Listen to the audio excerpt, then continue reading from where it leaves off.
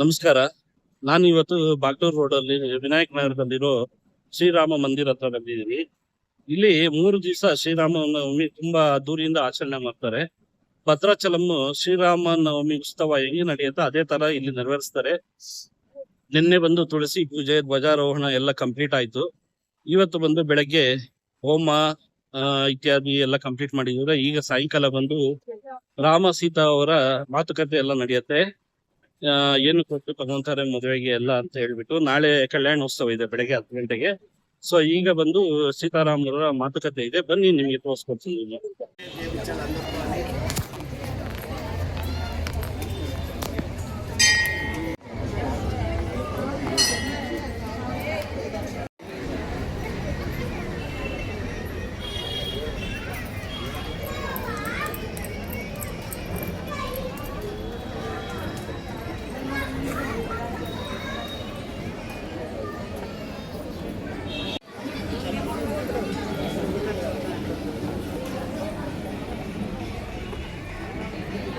Machine ಬರುತ್ತೆ, ಅದೇ ತಿರುಗುತ್ತೆ, ಅದೇ ತಿರುಗುತ್ತೆ ಫೋನು. ಕ್ಯಾಮ್ರಾ ತಗೊಂತ ಇದ್ವಿ.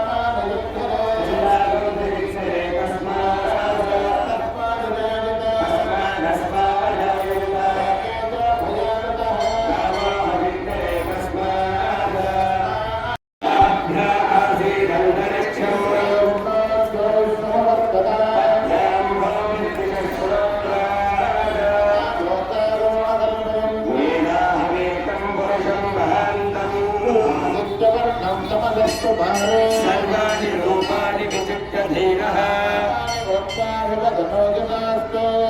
धाता पुरस्ताद्यमदा जहार तदेवं विद्वान् अमृतैः भवति यज्ञेन यज्ञमैजन्तदेवाः स्नेहनागं महिमानस्वदन्ते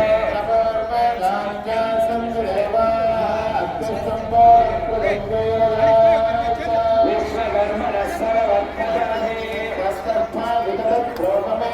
तत्पुरुषस्य विश्वमानवग्रे आदित्यवर्णं नान्यपन्था विद्यते यदाय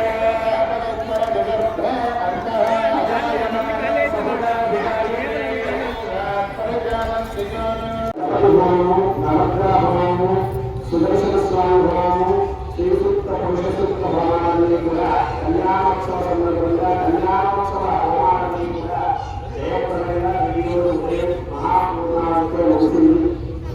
చెప్పిన జగత నాకు అన్ని కూడా తెలుసుకుంటే ఈ సీతారామ కళ్యాణ మహోత్సవం పుణ్యఫలంతా కూడా కుటుంబానికి బతుకుందని చెప్పి ఇప్పుడు ఆ యొక్క విశేషాన్ని కొంచెం క్లుప్తంగా చెప్పడానికి ప్రయత్నం చేస్తారు. శ్రీరామాయణం వాల్మీకి మహర్షి గారి రచించినటువంటి ఒక మహాకావ్యం. ఈ కావ్యంలో ముందుగా దశరథ మహారాజు అయోధ్య నగరానికి మహారాజు. ఆయన ముగ్గురు భార్యలు కౌసల్య, సుప్రజ, కైకేయి. వీళ్ళకి ఎన్ని సంవత్సరాలైనా కూడా సంతానం లేకపోతే వాళ్ళ కులగురువైనటువంటి వశిష్ఠుడు ఒక ఉపదేశం మేరకు భరద్వాజ మహర్షిని పిలిపించి పుత్రకామేష్టి యాగాన్ని నిర్వహిస్తారు. పుత్రకామేష్టి యాగంలో యుద్ధ పురుషులుగా సాక్షాత్తు శ్రీమన్నారాయణుడే వాళ్ళకు పాయస పాత్రలు ఇస్తారు. ఆ యొక్క పుత్రకామేష్టి ఫలాలను వర్ధమించుకోండి. అప్పుడు ఆయన స్వీకరిస్తారు. ఆ యొక్క దశరథ మహారాజు స్వీకరించి ఆయన శివుడు వీరరాశిలో ఉండి ఉచ్చ స్థానంలో ఉండగా ఆయన శ్రీరామచంద్రుడు యొక్క జన్మిస్తారు. తరువాత విధోబాలకు లక్ష్మణుడు జన్మిస్తాడు. తరువాత భరత శత్రువులు కూడా కైకేయి తరపున జన్మిస్తారు. వీళ్ళందరికీ కూడా మొదటిగా జన్మించినటువంటి ఆయనకు పునర్వసు నక్షత్రమని, భరత శత్రువులకి పుష్యమి నక్షత్రంలో జన్మించాలని, అదేవిధంగా లక్ష్మణుడు ఆశ్లేష నక్షత్రంలో జన్మించాలని వీళ్ళ యొక్క జాతక చిత్రాలన్నీ కూడా సిద్ధమవుతాయి. తర్వాత ఈ యొక్క బాల్యావస్థ కూడా ఆ యొక్క అయోధ్య నగరానికి ఒకానొక రోజున విశ్వామిత్ర మహర్షి వస్తాడు. ఆయన బాలావస్థ నుండి యవనవస్థకు వస్తున్నటువంటి శ్రీరామచంద్రుడిని యజ్ఞ రక్షకుడుగా తీసుకుని పోదాము. మేము ఎక్కడ యజ్ఞం చేసినప్పటికీ కూడా మారీచుడు, శుభాముడు, తర్వాత తాటకి వీళ్ళందరూ కూడా వచ్చి మాకు యజ్ఞాన్నంతా కూడా ఇబ్బంది కలిగిస్తున్నారు అని చెప్పి ఆ యొక్క దశరథుడితో వేడుకొని ఆయన ద్వారా ఆయన కుమారుల్ని తీసుకెళ్దాము అని చెప్పి వస్తారు. యజ్ఞరక్షకులుగా తీసుకెళ్దామని చెప్పి ఆయన వచ్చి యాచించగానే విశ్వామిత్రుడు దశరథుడు అంటాడు, మొన్ననే బాల్యం ముగించింది స్వామి మహర్షి, నేను నా బిడ్డల్ని వదిలి నేను ఉండలేను, ఏ విధంగా నేను పంపించేది అంటే తర్వాత తర్జనవర్జనై దుఃఖపడుతూ ఉండగా వాళ్ళ కులగురువుతో వశిష్ఠుడితో అడుగుతాడు, స్వామి ఈ యొక్క విశ్వామిత్రుడు వచ్చి ఈ యొక్క రాముడిని పంపించమంటూ ఉన్నాడు యజ్ఞరక్షకుడుగా, ఏ విధంగా నేను పంపించేది అంటే ఆ యొక్క వశిష్ఠుడి మాట ఏ విధంగా చెబుతాడంటే, విశ్వామిత్రుడు ఆ యొక్క యజ్ఞరక్షకుడు కాకుండా లేడు, ఆయనకు తెలియనిది విద్య లేదు, ఆయన రక్షింపజేయనటువంటి యొక్క ఆయన సంహారం చేయనటువంటి రాక్షసులు లేరు, అలాంటిది ఆయనతో పంపిస్తే నీ కొడుక్కి నీ యొక్క రామలక్ష్మణుడికి ఏమి ఇబ్బంది కలగదు, ఆయనతో పంపించండి అని చెప్పంటాడు. చెప్పగానే ఆ యొక్క దశరథ మహారాజు విశ్వామిత్రుడు కోరిన విధంగా రామ లక్ష్మణుల్ని యజ్ఞరక్షకై పంపిస్తాడనమాట. యజ్ఞరక్షకై పంపించినటువంటి ఆ యొక్క పంపిస్తాడు. తర్వాత ఆ యొక్క విశ్వామిత్రుడి వెంట రామ లక్ష్మణుడు కూడా బయలుదేరుతారు. ఇలా వాళ్ళ మధ్య ప్రయాణం సాగుతూ ఉందన్నమాట. ఒకనొక చోటుకు వెళ్ళగానే ఒక ఆశ్రమంతా కూడా పాడుపడిపోయి ఉంటుంది. అది గౌతమ మహర్షి ఆశ్రమం.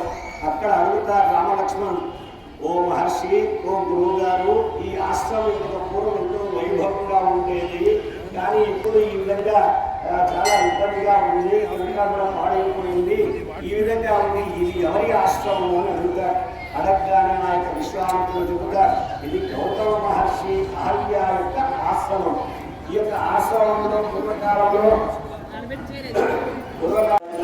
ఆయన తెలిసిగా ఆయన ఆశ్రమంలో కాలు పెట్టగానే ఆయన కాలు తగిలి ఆయన రాయి అహల్యగా మారిపోతున్నాడు. ఈ విధంగా అహల్య శాపమోచమైనటువంటి అహల్య గౌతమ మహర్షి తర్వాత ముందుగా ముందుకు ఉండగా ఆటకమైనటువంటి మహారాక్షసు వస్తున్నది. వస్తే ఆమె వాళ్ళ ప్రయాణంతా కూడా ఇబ్బంది పెట్టుకుంటే ఆ యొక్క విశ్వామిత్రుడు ఆ యొక్క రాక్షస మీద మీరు బాణాల ప్రయోగం చేయండి అని చెప్పాడు. ప్రయోగం చేయండి అంటే ఆ యొక్క శ్రీరామచంద్రుడు ధర్మమూర్తి కాబట్టి, ఓ గురువు గారు, నేను ఒక స్త్రీ స్త్రీ హత్య మహామానం కదా, మీరు ఎంత స్త్రీ చంపేది అడుగుతాడు. అడిగిన వెంటనే ఆ యొక్క విశ్వామిత్రుడు ఈ యొక్క ధర్మ సంస్థాపనపై స్త్రీ చంపిగా బాగులేదు, ఆ యొక్క పాపపుణ్యాల విలువమానికి తెలియకుండా ఆ యొక్క బాణాన్ని ప్రయోగించు అని చెప్పకుండా బాణాన్ని ప్రయోగించగానే ఆ యొక్క తాటి సంహారం అయిపోతుంది.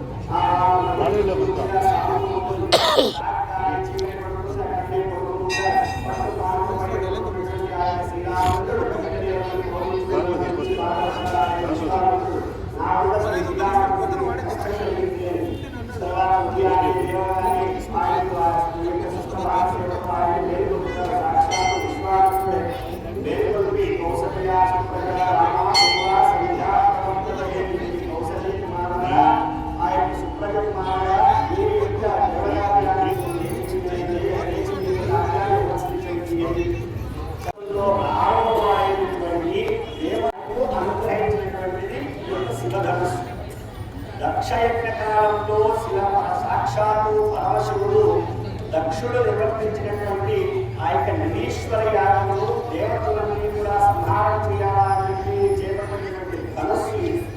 ఈ ధనస్సుతో అందరినీ కూడా వెంటాడి తర్వాత ఆ దేవత దొరికింది.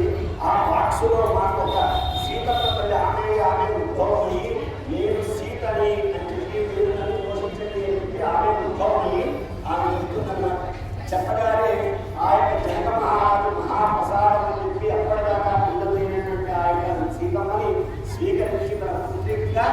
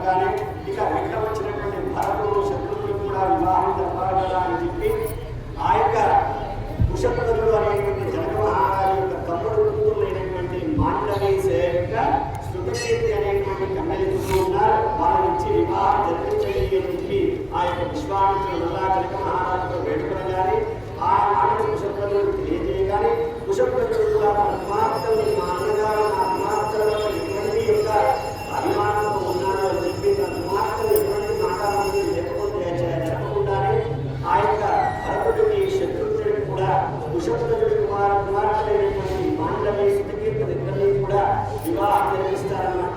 ఆ వివాహం కాకుండా అన్నదమ్ములందరినీ ఒకే వేడుక మీద వివాహం జరగకూడదు శాస్త్ర సమ్మతం కాదని చెప్పి రామచంద్ర స్వామి గారికి వివాహం జరిపిన తర్వాత 30 డిగ్రీల వ్యత్యాసంతో లక్ష్మణ స్వామికి భరత స్వామికి శత్రుఘ్న స్వామికి వివాహం జరిపించడం జరుగుతుంది. కార్యక్రమంలో ఇంకా ఘనంగా తెలుసుకోవడము రేపటి రోజున కళ్యాణానికి కావాల్సినటువంటి నిశ్చయతాంబూల మన యొక్క కలియుగానికి సంబంధించినటువంటి నిశ్చయతాంబూలాలు ఇవన్నీ కూడా మనమే మన ఇంట్లో పుత్రి అమ్మవారు మన ఇంట్లో మనకి రామవారు అని చెప్పే భావన చేత మనం చేసుకుంటూ రాక్షసరాజు ఆ యొక్క సీతమ్మని నివేదించుకునేటువంటి రాక్షసరాజు ఎవరైనా వస్తే రావణాసురుడు ఇంకా రాజులు ఎవరైనా వస్తే ఆ యొక్క ధనుస్సు ఎత్తే ప్రయత్నం చేస్తే తర్వాత ఈ కార్యక్రమం మొదలు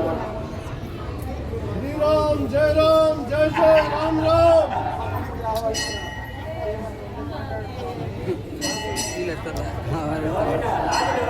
వచ్చి ఆ అమ్మవారిని పెళ్లి చేసుకోవాలని ప్రయత్నం చేసే ప్రయత్నం అనేది ఎవరైనా రాజులు వస్తే ఆ ప్రయత్నం చేసే తర్వాత శ్రీరామచంద్రుడు వచ్చి ఆ ధనుసు ఎత్తుకుంటారు. తర్వాత ఎవరైనా ఒకరైతే వెళ్ళి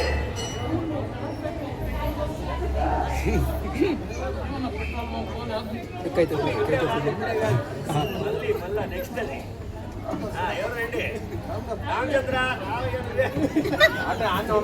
రావణాసుడు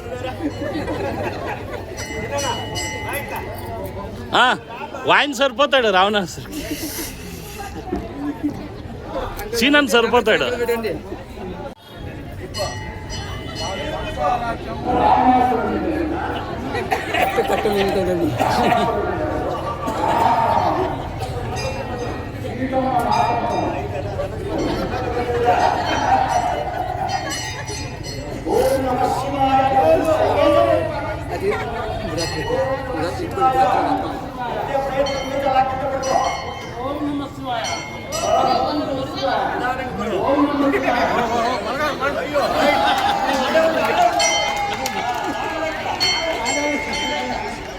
జై శ్రీరామన్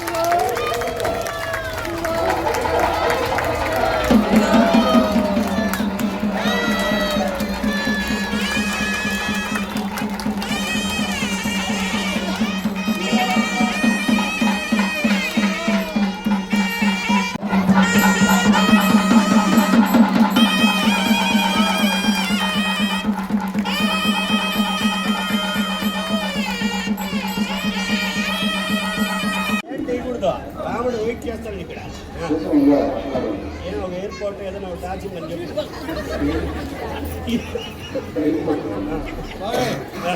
వాళ్ళు ఆల్రెడీ పెట్రోల్ బంక్ రాయించారు, వాళ్ళ స్కూల్ రాయించినారు. ఇప్పుడు యుఎస్ జనక మహారాజు చెప్పాలి. ఇప్పుడు మా మామగారు వచ్చారు అమెరికా నుంచి. వీళ్ళదేంటి జనక మహారాజు గారు వాళ్ళ కూతురికి సీతమ్మకి ఆ రామచంద్రుడు కలిగేటువంటి వరుణాన్ని నిర్ణయించిన తర్వాత కట్టకానుకగా మీరు ఏమి ఇస్తారని చెప్తే వాళ్ళు సరిపోతున్నా లేదని చూసుకొని తర్వాత తాంబూలు పంచుకుంటారు. శ్రీరాముడికి ఈ వినాయక నగరమే రాజు చేస్తారు. వినాయక నగరే కాదు, సమస్తమైనటువంటి ప్రపంచమే ఆయనది. ఇంకా వేరే కొత్తగా ఏమన్నా కట్టకానుకలు ఏదైనా గ్యాస్ రూపంలోనూ బంగారు రూపంలో ఇస్తే అమెరికాలో హాస్పిటల్ కావాలంట. 4 హాస్పిటల్లో ఇంకేమో తర్వాత అప్పుడు అడుగు ఇంకా ఇస్తాం. అంటే మీరు అనేది పిల్లలు పుడితే ఫిక్స్డ్ డిపాజిట్ చేస్తాం, రావడం మీద నమ్మకం లేదని చెప్పింది. చెప్పండి ఇప్పుడు దాని సమాధానం. ఎందుకంటే శ్రీరాముడు మా కూతురిని సరిగా చూసుకుంటాడో లేదో నమ్మకం లేదు కాబట్టి ఒకసారి పిల్లలు పుట్టిన తర్వాత అప్పుడు ఫిక్స్డ్ డిపాజిట్స్ మొత్తం మనకు ఉన్న తర్వాత అప్పుడు శ్రీరాముడికి ఇచ్చేస్తాం. ఇవాళ ఇస్తారు పోవాలని వేరే విషయం. మాట కన్నా కనీసం ఏదైనా ఇచ్చే పని ఏదైనా ఉంటే కొంచెం సరిగ్గా ఇంత దానం ఇస్తాను అది ఇస్తాను కనీసం చెప్తే ప్రయత్నం సంతోషపడతాము. శ్రీరాముడికి ఒకటే పక్కన ఈ పక్క జీరోలు పెట్టుకోమని ఏం పెట్టుకుంటాడో ఆ పక్క మాత్రం ఒక 2 పెట్టుకోమని చెప్తారు. ఈ పక్క 10 నుండి చాలు. ఒకటి పక్కన 0 ఇటుకుంటే లెక్క ఇట్టుకుంది కానీ ఇటుకుంటే లెక్క 0 అవుతుంది కాబట్టి కరెక్ట్ అయినటువంటి లెక్క చెప్పాలి. మీరు జనగణానికి చేస్తే వెళ్ళగలరు. ఇక అంతా ఆయనే కదా, ప్రపంచమే ఇక మా శ్రీరాముడి. కాబట్టి ఆయనకి ఏం కావాలన్నా అన్ని రాపించారు. పత్రిక కొబ్బరికాయలు వేయండి మీరు కూడా.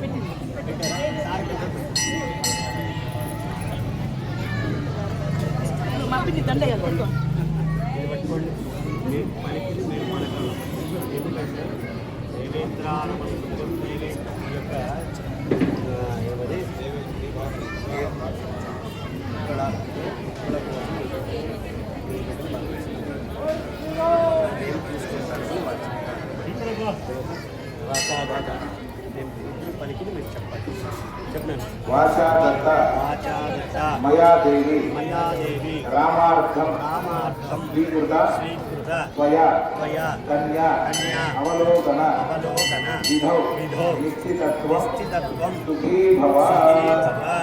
ఏమైనా కండిషన్లు ఉన్నాయో పై ఉన్నా మహాప్రసాదం అని చెప్పండి. సీతమ్మని తీసుకొని మా మహాప్రసాదం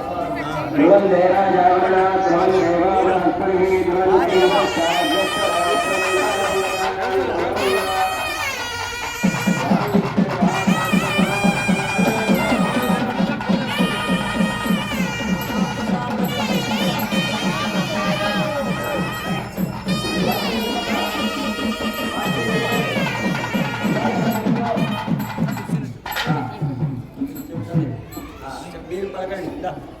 మీరిద్దరు కూడా పలకండి. మీరు అందరూ పలకండి. మగపిల్లలు పలకండి. పలుకుతాం.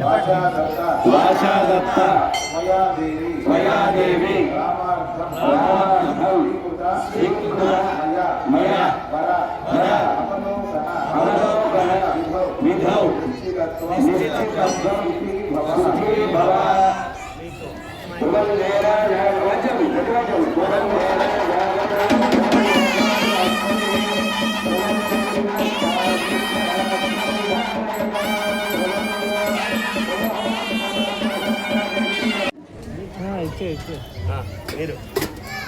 కూడా వాళ్ళు చెప్తారు పొద్దున్నే 10 గంటలకి వివాహము వాళ్ళ పోతుంది మీకు ముహూర్తది తప్పకుండా అందరూ 10 గంటలకి షార్ప్ 10 o'clock స్టార్ట్ అయిపోతుంది. 10:30కి రావుకాలం వస్తుంది కాబట్టి 10 గంటలకంతా మనము స్టేజ్ మీదకి వెళ్తామన్నమాట. మహాప్రసాదం తీసుకోండి. అమ్మవారికి వీలు రైట్, అమ్మవారి అనుగ్రహం అయితే చేద్దాం. రైట్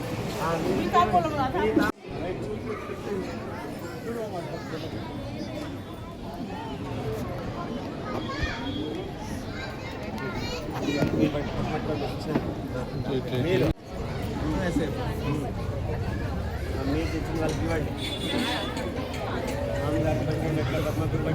పెట్టండి.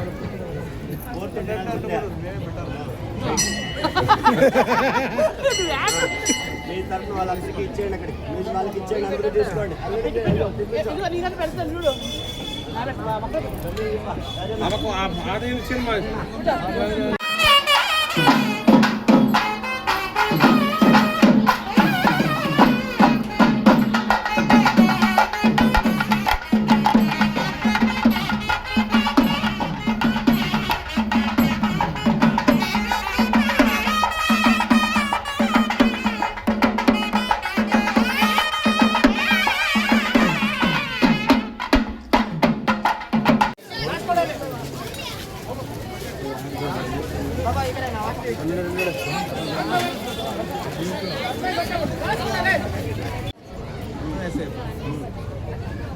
మీరు తెచ్చిన వాళ్ళకి ఇవ్వండి.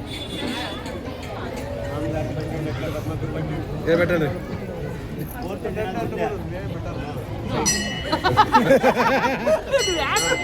మీ తరఫున వాళ్ళందరికీ ఇచ్చేయండి. అక్కడికి మీరు వాళ్ళకి ఇచ్చేయండి. అందరూ తీసుకోండి.